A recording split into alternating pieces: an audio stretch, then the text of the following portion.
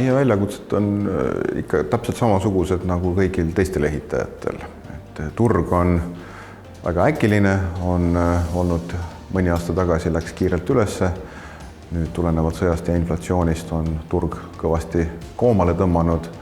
Fookused on muutunud, kui siin mõni aasta tagasi oli elamuarendus väga aktiivselt pildil, siis elamuarendus on tänaseks kõvasti kokku tõmmanud ja asendunud kaitserajatistega ja taristuehitusega. Ja sellised meie kõigil turgudel.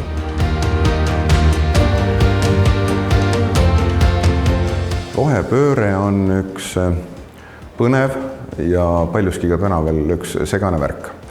Selge on see, et täna annab juba energiataristusse investeeringuid. Roheenergia, taastuvenergia. Näiteks Leedus on meil juba õige mitu aastat oleme, väga paljuski on meie töö just nimelt tuulikute fundamentide ehitamine, kus ma usun, et me oleme päris head. Ja läheb meil ka seal päris hästi, et tööd on palju ees, on tehtud ja teeme ka veel.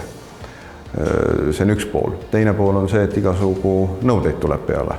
Loomulikult nõuded on midagi sellist, mis tuleb ära täita ja seda me ka teeme, üritame seda teha niimoodi, et nõuded on täidetud, aga et liigset bürokraatiat sinna juurde ise juurde ei leiuta. Hetkel on kinnisvaraturg tagasi tõmmanud, siis meie alustamised on loomulikult, nii nagu kõigil teistel konkurentidel, tagasihoidlikumad. Aga loomulikult me liigume edasi.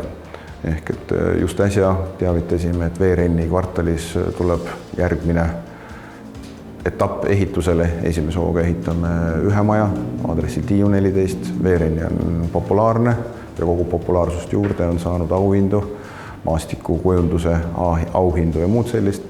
Samamoodi oleme alustanud Jüris meile pisut uue Tallinna kesklinnast eemal arenduse ehitamisega, kus läheb ka väga hästi ja mis on klientide poolt hästi vastu võetud.